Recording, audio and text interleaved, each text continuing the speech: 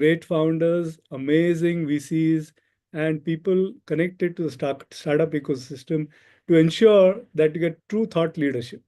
Remember, this is CII's flagship program of Western Region Startup Committee. In fact, the good news is that Ravi and me will be starting some mentoring as well in the startup committee soon. So wait for the announcement. But I'm truly delighted today. We have Vikram Gupta with us, a thought leader, a passionate VC, and a person who calls a spade a spade. Vikram is the managing partner and founder of Ivy Cap Ventures, a leading VC firm which has deployed more than 650 million. It's recognized as one of India's largest homegrown VC funds. He has invested in 60 innovative companies, and he actually conceptualized and helped set up India's first endowment fund at IIT Delhi, launched in October 2019. A BTech from IIT Delhi, where else can we expect a person of his pedigree? And where he was awarded the Distinguished Alumnus Award, and an MBA from Case Western Reserve University, US, again, where he was honored with Distinguished Hall of Fame. Whatever Vikram touches turns to gold. And I can say it because I've known him for some time. But today, you've got exactly 43 minutes. I've used 2 minutes of this precious time to ask Vikram a question straight up. You will not get this opportunity again for some time. Believe me, he's a very busy guy. So you have a chance. I have a list of questions, but audience, whenever you want to ask a question, put it on the chat and I'll take it as and when it comes. Vikram is a true thought leader and he has such a wide experience. Today's topic is absolutely relevant to his experience, why some startups scale and some stall. We haven't used the word fail, stall, Vikram. It is careful use of words, and Vikram liked that title. We see his pattern recognition. So we're going to kind of try and get everything out of Vikram's brain and get his thoughts, coalesce them, give it to them in the next 43 minutes. I'm going to start up straight. I don't want to miss this chance of asking Vikram some tough questions because he's a tough guy and is going to answer them straight off his hip.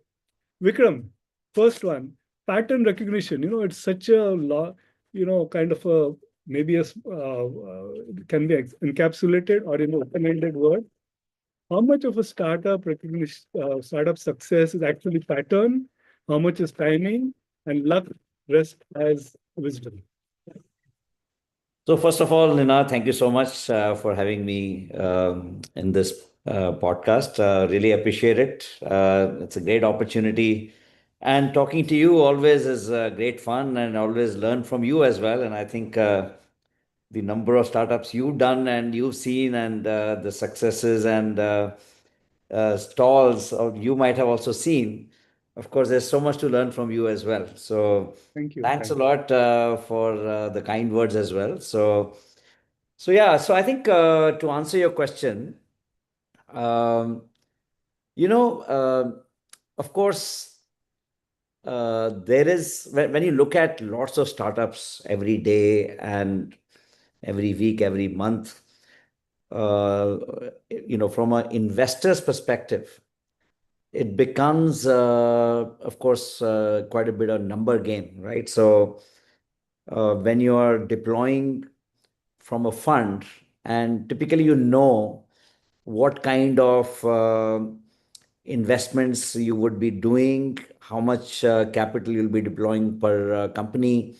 So in a way, you have made up your mind in terms of over a period of, let's say, 2 to 3 years, how much you're going to deploy in what kinds of companies or what stage of companies. And in the process, then you start talking to a lot of founders. And of course, over the last 18 years since I've been investing, and I've been investing across different stages. In fact, I started my investment career as a private equity investor, investing more through a sector focused lens earlier. I set up India's first healthcare life sciences private equity fund way back in 2007 8, and started Ivy Cap in 2011. And ever since, of course, I've been very fortunate to work with different kinds of entrepreneurs and look at different kinds of successes and potential, I would say, bottlenecks in businesses. And of course, multiple things, after you look at multiple things, you arrive at a few things that work and few things that tend to hold you back. So I would say that from a pattern recognition perspective, you get to see some common traits among the founders. Yeah. And you tend to understand that early on when you start talking to these founders. You get to see why these founders are doing what they're doing, and when you see the passion in their eyes, when you see the passion with which they are trying to solve a problem, I think it's quite visible. So that's one of the things that, after so much experience, that you are able to gather in early conversations. And typically, you tend to figure out when the founders are trying to solve a problem. I think one of the fundamental questions I ask to myself is not just what they're trying to do, but why they're doing what they're doing. Okay. And that why piece, I keep, digging deeper till I actually get the real answer to that question. Because it's very important to understand that why part, because the what can change over time, and how is the other piece, how you are solving the problem that you're trying to address, and how you're trying to solve for. The how part can definitely change quite substantially, but the why part mostly remains the core. And that becomes very critical in evaluation of founders, typically if they are trying to solve a problem because they're driven internally to solve a problem. And I'll give you an example. When I was starting IVCap, my why part was actually not just making money in venture capital. My why part was, how can I give back to the system? And I integrated my endowment model right from the stage of conceptualization of IVCap. In fact, when I set up IVCap in 2011, the first thing that came to my mind was, how can I bring together an ecosystem of alumni around the world, starting with the IIT alumni, and how can I give back to the ecosystem? So that why part continues to drive me even today. So my drive continues to be that giving back to the ecosystem. So till today, when we set up our funds, giving back is the core philosophy of our investing. And that's the why part that I keep looking for, even in entrepreneurs, and understand what's really driving them.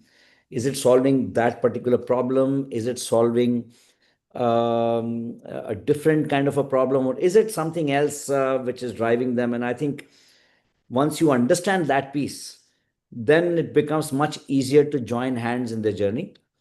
And then you enjoy the journey as well, because then you're not kind of just beating around the bush, or saying things which, for the sake of just giving answers to an investor in the board, or just trying to report to somebody. It's more about working together, solving for that why part together. So that's, I would say, and this whole thing revolves around that. The pattern recognition then actually focuses on working on that piece. So that's a kind of a broader perspective on this No, question. great. I think, see, listeners and viewers, this is a this response has got so much depth. A lot of us focus on what and how what's the business model, how we're going to do with the GTM. But Vikram has said something which has got a lot of depth. Why? So please pay attention why. Vikram, in the first 5 minutes, I already started getting questions. So I've got a list, but I'm going to give audience priority. There's a question here which says, when you meet a founder for the first time, what early signals do you look for to indicate long-term potential? I mean, partly you've answered now, but maybe you want to embellish it a little further. Yeah, I think one of the key things is the founders need to show their commitment and passion to what they're trying to do, which I just said. Right. But those are the signals, many times when the founders come and say, okay, I love the problem what I'm trying to solve. I have a lot of passion for it. The commitment piece sometimes is missing. For example, somebody may not even have jumped full time on a company that they want to work on, but they are waiting for the investor to first take the risk and then they would jump in. So those are the kind of signals which show that they are not fully convinced themselves to solve for what they're trying to solve. So this is just one example, and there could be many others. How they are building their own team, how they are thinking of long-term view, and how they're thinking of situations that can go bad.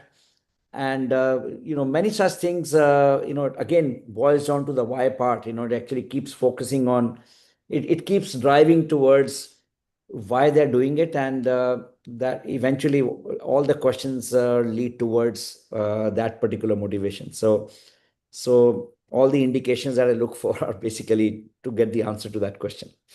Sure. So, at our fund, we did a lot of early stage, not the kind of stage where you're on. But one of the things we constantly kind of kept in mind while evaluating is, does this person have a plan B? If there's no plan B, the chances of success, obviously, there's a family business to fall back on, or, going whatever abroad, whatever. Do you see, do you kind of evaluate if the person has a plan B in place, or this is it? That's a very, very good question. And I'll tell you, these days, the founders, you get all kinds of founders. They're second time founders, third time founders as well. There are founders who are quite smart and would have already got a lot of funding support. And you would see them diversifying their own portfolio, investing in other startups. You will see all kinds of things. But I personally look for a founder who is very committed to what we are investing in. Sure. So therefore, they have to be 100% committed to what they're asking for the investment from the investor, right?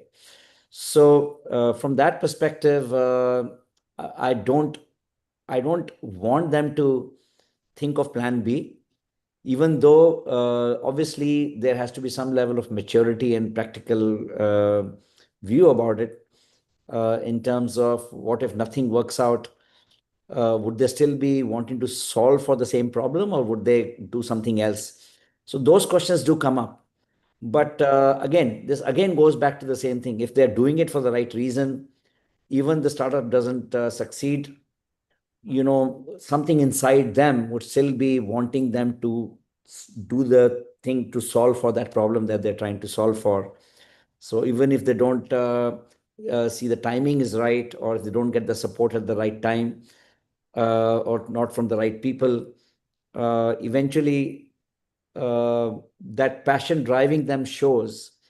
And you, as an investor, you can make out very easily whether um they're fully committed to the cause, or are they already thinking of plan B in such a way that they are very shallow in their risk taking ability. So effectively, you have to see how much risk they're taking, and are they committed to it. So that's something which you evaluate.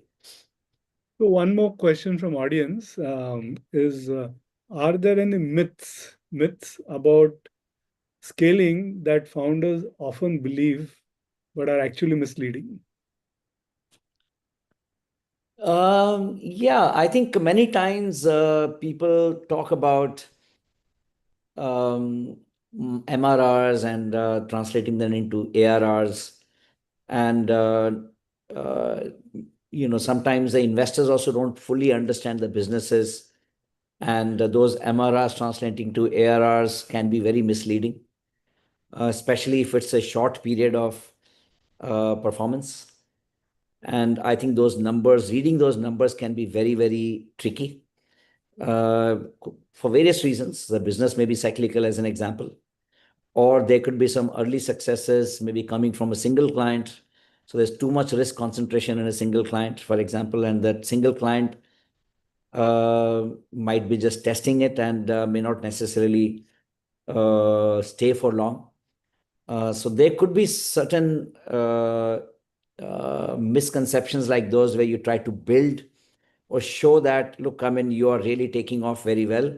At the same time, there could be the other side where the founders don't see any traction, but are building a very solid foundation. So they're building a strong business on a very strong foundation, but may not have any revenues, but are building long-term businesses. So investors may make mistakes asking the question only about the revenues and their run rates and things like those, and may miss out the big picture. So I think I've seen both the sides. Depending on how you really read those things, you take a view accordingly. So Vikram, I want to push you a little further on this because, I have seen so many founders talking about product-led growth, as opposed to good old-fashioned, going and selling. I don't know, would you put this also somewhat in this bucket? Yeah, I think eventually a product mindset, even if you have a services business, you have to productize your services. You have to have a product mindset, Yeah. and product mindset helps you go much longer and helps you get better out of your offerings. So a product led growth is also more profitable, and beyond a certain point, it also becomes very natural growth. There are points of inflection that you hit depending on the nature of the product and the category of product. The growth curve can be different. But I strongly believe that product mindset is very important. So, there are a lot of questions flowing. I'm going to sneak in one of my questions because it's unfair. I've prepared so many questions and I'm not getting a chance, but I'm going to sneak in one or two here and there. This is some slightly controversial, but you are I know you, so you're going to hit it straight off the ground. Are founders today overfitting to what VC want to hear? So, for example, I'm a founder. I want to come to a pitch to Vikram. I know so much about Vikram all over. There's so many podcasts. I know what you think. I know your hobbies. I've seen your DPs. So, is it that founders are overfitting to what VCs want to hear, building fundable startups instead of valuable ones? Yeah, people try to do that, and we've seen that happening many times. But at the same time, if somebody is overdoing it or just doing it for the sake of making you feel good about it, it's not the only discussion you're going to have with them, right? I mean, typically they might get through it maybe in the first discussion and the second discussion. But for the investment to go through it, there are going to be multiple levels of discussions. There are going to be proper due diligence process. There's going to be very deep dive discussions. And you can make up things only up to a certain level. So, in fact, you might be able to impress investors in the first meeting and the second meeting, which does help also sometimes. I mean, I've seen very, very smart founders who are very good at fundraising. So they are very good at catching attention because they know what to say initially or what to write in the emails and how to reach out to the investors, and therefore they're able to get the airtime with the investors. But eventually, only those people succeed who actually have substance inside as well, right? I mean, it's not just catching attention or just saying things for the sake of saying. But to some extent, that also shows preparedness. If the founder has done some homework about the investor and talking the investor language, that's not bad either, right? So that also shows that they've done some background check on the investor as well, and the investor actually appreciates that. So in a way, that's a good sign as well. Okay, so very nuanced response. Founders listen to it carefully. What he said was really, really important when you go to meet investors. I'm going to go back to questions from audience. How should founders think about scaling? Is it more capital, capability, or clarity? I always tell the founders that whenever you're thinking of your vision, always think of zero constraint situation first. Okay. As so that's why people call it dreaming, right? I mean, when you dream, you don't see any constraints, right? I mean, in your dreams, you can fly, you can do whatever you want to do. So one of the things which I always tell the founders is that, when you think of your vision, always think of zero constraint situation, that everything is available that you want. The team, the capital, the market, everything that you want. I mean, just think of what you want to achieve, and why you want to be there, and then start applying constraints one by one. Because I think the constraints, you have to start applying constraints, then you start checking do the reality checks, basically. Starting with, for example, the market size. you know uh, you can dream whatever you want to dream, but you can't go beyond the size of the market or a particular percentage of the market that you can acquire.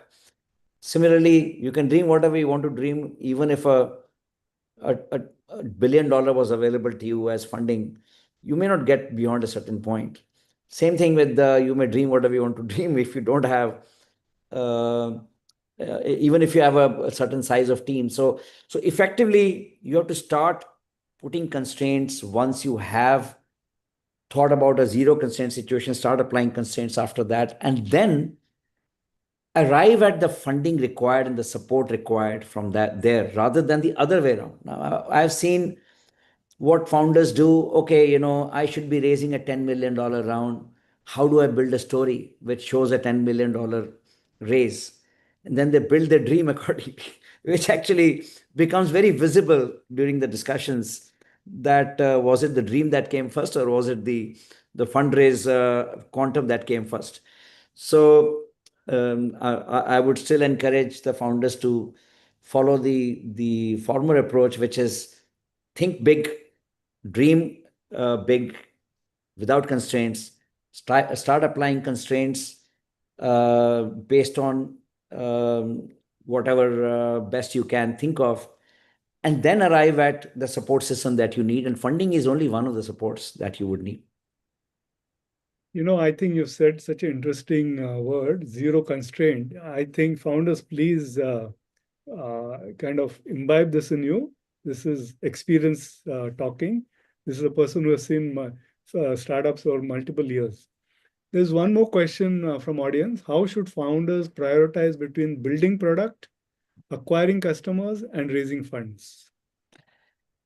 Yeah, I think that's also a very interesting question. See, eventually, whatever you're building for someone, right? I mean, you're building for someone who would pay you for it.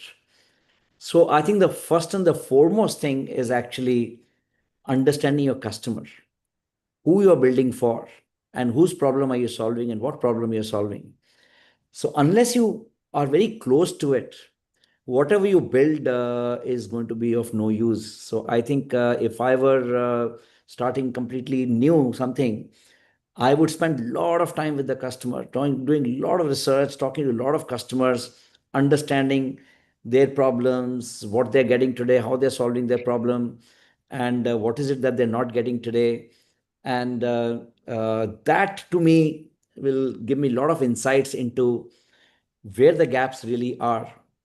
And in the process, you will also figure out that many times the customer themselves might become your friends in terms of telling you that, okay, I will help you build the product. And the customer might be your first investor and might fund your product. And if all your problems get solved, and all the solutions fall in place. So I think it all starts with the customer, in my view. And if you get the right customers, and if things start moving from that side, investors will automatically come. And investors just want to accelerate what is already working, or what they think is going to really work. And if things have started working, or they believe it can work further, they want to just fuel that further. So I would always first focus on the customer, followed by building the product that they believe can solve their problem, followed by talking to investors, and making sure that they understand that I'm solving the problem for the right customer with the right solution. And so that the communication happens properly, they understand that I'm going the right direction. So that's how I would approach it. Great. See, you've got a playbook in place, customer, product, and then capital. Though, please don't go reverse. And Vikram spoke about it. If you go reverse, it's going to create trouble for you. One more question is, when do you start thinking about scaling, and when do you start thinking about stabilizing a startup business? Yeah, again, very, very important question. Actually, uh, the first fundamental issue is when you've discovered the right customer segment, you discovered the product, you know that this is a product which is going to work. Of course, you're still trying to figure out that the price points are right, or your delivery model is right, or your cost structure is right. And in the process, of course, you'll have to balance how much capital you can burn in the process, right? And it's a function of how much capital you have and how much you can raise. So uh, one has to balance these things, and that's a tough game. That's not an easy one, and that requires a lot of maturity, a lot of support, and smarter founders start networking with the people early on, whether it's on the customer side or on the investor side, to make sure that whatever they're doing, they are keeping uh, not only the customer side informed, but also the investor community informed, so that people see that things are working or not working. And you start thinking of scale once you know that a certain metric is actually working. And that metric may not necessarily be actual profit, but you know that there is a profitability metric.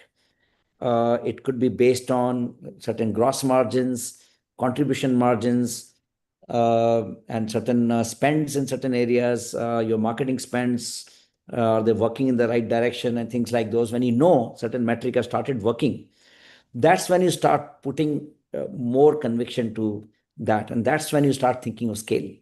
So of course, one has to optimize on what variables to pick first, because many times the challenges are always, should I scale up in the same city, or should I go across three cities altogether and then excite an investor showing that, look, I can scale across those three cities while I'm still not profitable in the first city.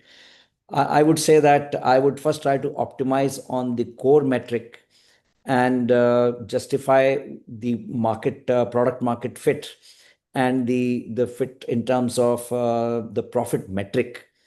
Once I've done that, I think then it becomes easy, because even if your capital or fundraising gets delayed, at least you figured out that you can survive. And therefore, it's important that you start thinking of scale once you hit that threshold of the metric that you plan for. So there is a question on red flags. I also have a question, but I'll take the one in the audience and then I'll add mine. What are some of the red flags that you see immediately after a founder pitches? What makes you cautious? Just let's say two or three. Don't have to be elaborate. Yeah, see, that red flags are usually around founders' commitment to the cause. And I personally spend a lot of time understanding how they structured their cap table, for example. And if they have given up a lot of their stake early on, and or used a lot of capital already to reach a certain point and have not really used their capital efficiently, or raised capital at a very high valuation. That's again, I mean, which means they may not have diluted too much, but the valuation they got in the last round only because their angel investors didn't ask the question. They trusted the founders and they said, "You decide the valuation."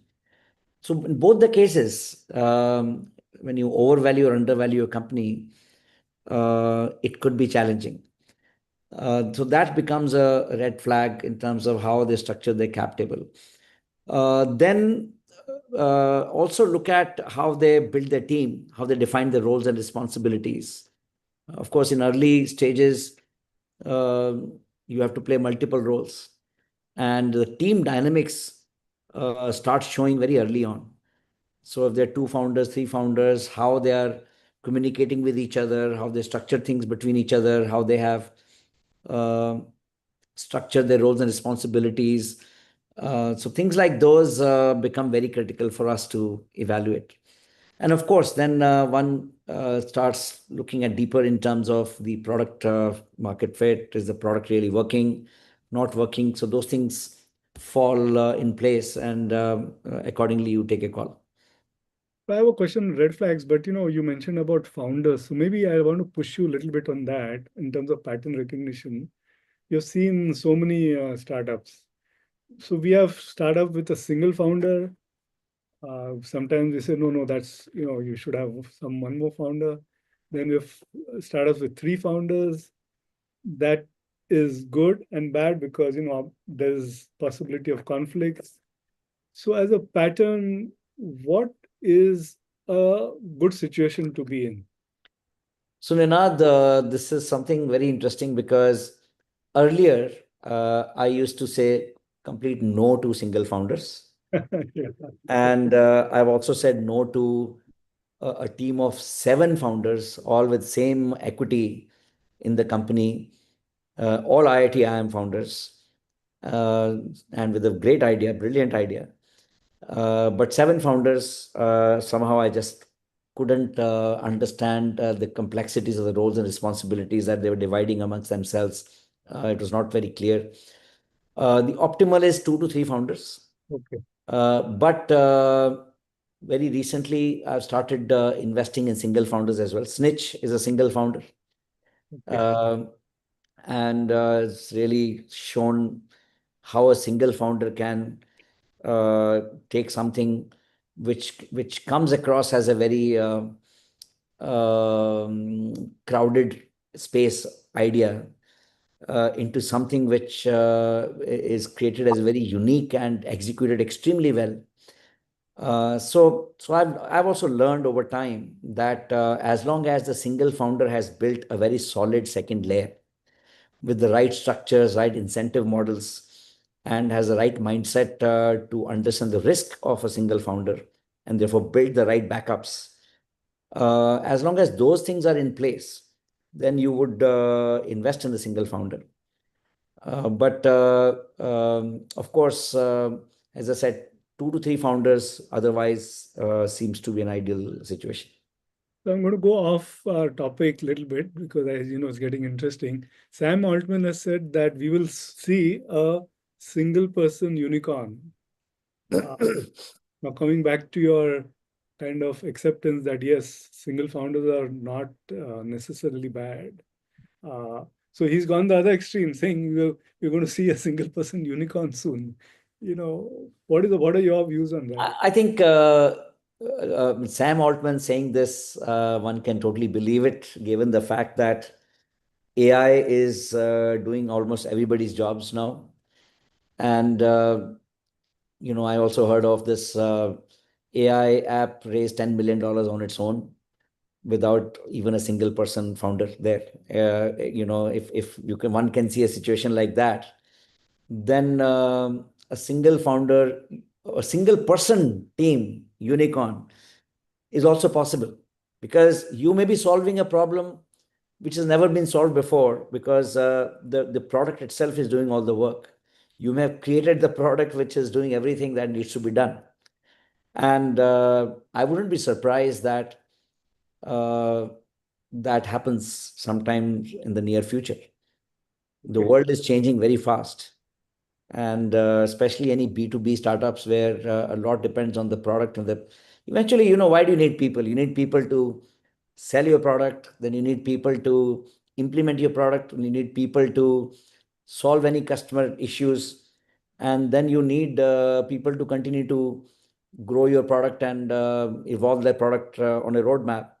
But if your product is AI enabled, self-learning, and self-implementing, self-selling, then you can achieve everything with just that product. So, viewers, you have got exactly 10 minutes more. This is your chance to ask a question straight to Vikram Gupta. Don't miss this chance. I'm going to stop in exactly 10 minutes. So, please Don't wait to ask your questions. If you have something, ask them. Given your experience, I'm going to ask this question from audience. How can founders maintain culture and agility while scaling rapidly? Yeah, I think that's again a very good question because typically what happens is as you are building a team, you are adding new backgrounds, new value systems, and new ways of working in the team. It becomes extremely challenging to maintain a common ethos, common value system across different stages of the business. I think that's where it becomes very important to define your core ethos and the core team upfront. And if your value is articulated very well upfront and repeated every time you hire people in the team, everybody lives by that, everybody works on that, then it'll be less challenging. It will be challenging because every time a new person joins the team, they bring their own set of values, etc. And eventually, the combination of the entire team defines the entire value system and the culture of the organization. But then it's really defined by your recruitment process, how you recruit your team, and your training, how you train each other, how you support each other. So it requires a lot of focus and um, maturity at the founders level to make sure that they keep working towards bringing the team together and taking the team along. There's a very interesting question just popped up. I was about to ask, I've just managed two out of my 10 questions, huh? But anyway, I'm giving priority to audience. Very interesting. What unique advantages do Indian startups have when it comes to scaling globally? I use this example of Chandrayaan 4, which was the entire project was done with $75 million, where the NASA's project to moon was just the pilot project was a $4 billion. So I think the mindset of the Indian founders is capital efficiency. And jugaad is a word which has become very common in the Indian parlance.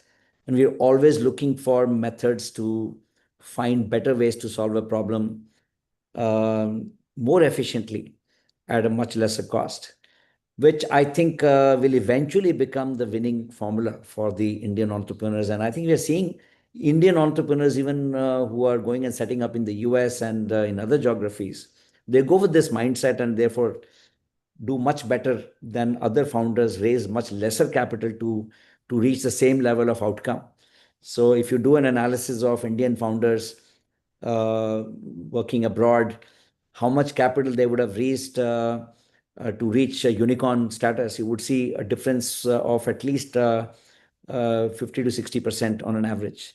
So, which is actually quite encouraging. And that kind of, in the long term, you will see that value actually multiplying, and therefore a lot more coming from the Indian founders. So let me ask you a question. And knowing you, you always speak straight from your heart. If you had to give one brutally honest reason why some startups stall, something that founders don't want to hear, what would it be? I think it's lack of cash flow planning. Okay. In my view, what happens is that many times founders will assume that, oh, next round will happen, or assume that, oh, money is coming from somewhere, or just overestimate revenues or underestimate costs. I think that is, I would say, if there was only one reason, and then suddenly they will hit a cliff where they're neither here nor there. If you plan your cash flows well, and not every founder has the skills to understand that, and therefore they need to have those skills in the core team. If they don't have the skills themselves, make sure that somebody in the team actually keeps looking at that. Eventually, what kills you is end of the road. You are out of your cash and Okay. you don't know where to go. So lack of planning in doing that. So if three IIT, I'm just doing IIT, let's say great tech founders come and they're great coders, because they're talking of cash flow. We have seen the movie before, you and me, but they come and they tell, you love the idea, then they tell you, Vikram, I mean, the finance is damn tough. I can't understand head or tail, so don't expect. How would you advise them? What would you tell them? Yeah, so that's where a VC also brings value, right? I mean, Correct. part of the value that we bring to the table is helping them beyond what they already have. And part of the skill which we see missing in, especially in techie teams, is planning their cash flows and planning their forecasts, planning their team hires, the right kind of hires. These are the areas where most of these people lack good skills on and access to good talent, access to good markets. Um, so these are some of the things where good investors can make a huge difference. And that's why I think these founders should actually do a lot of homework before bringing investors on board, understanding how these investors can add value to what they're doing. So always look for complementary skills. So if you bring an investor who's also a techie only, and who's made money because he was a technology person, his product was great, and but he doesn't have the finance skills, you will get capital, but then you would still need uh, skills related to finance management. So that is something which is very important. So we'll start winding down now. I had promised Vikram that he'll be free at 5:45. He has covered a wide range of topics. I started noting down and then I lost track because he said so many interesting stuff. He started by giving advice of a zero constraint situation. Very important, founders. It's a very, very deep thought he has given you. Then he spoke about customers, product, and then capital. Don't go other way around. Have capital storytelling and then figure out customers and market. He spoke about cash flow, proper cash flow planning, complementary skills, multiple things. This was a great session.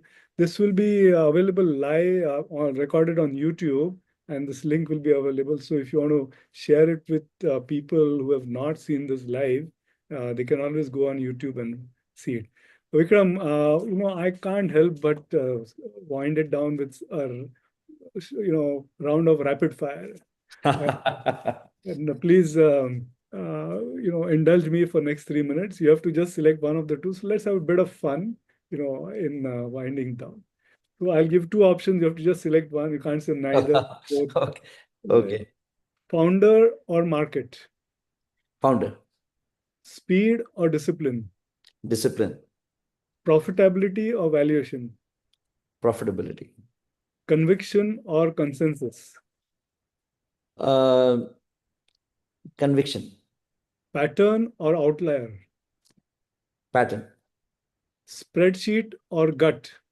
Gut. You've done great. And the last one, last one. Next life, would you like to be a VC or a founder? I'm both, by the way. So I'm a founder and a VC. So I would love to be both in next life as well. That was truly amazing, Vikram. Unfiltered, unplugged. You've given so much sage advice. Your years of being a VC, years of seeing so many founders, years of seeing so many startups scale. This has been a great session. I have truly enjoyed it. And I've seen so many questions. Some of them I couldn't respond to. You've got a great audience. We are really thankful to you, Vikram, for sparing Thank your you. time and sharing No, your thoughts. thank you, Rinar. Thank you so much. Really enjoyed this session.